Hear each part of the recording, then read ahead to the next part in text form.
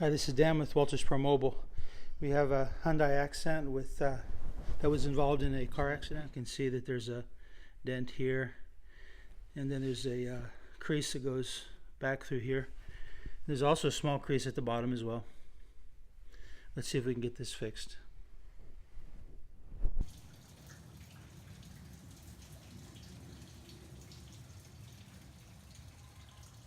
So the dents came out well. We had to pull the door off in order to access the damage, and there are a few small scratches. However, the owner does not want to paint the car, and we prefer just to do a little bit of touch up on the paint.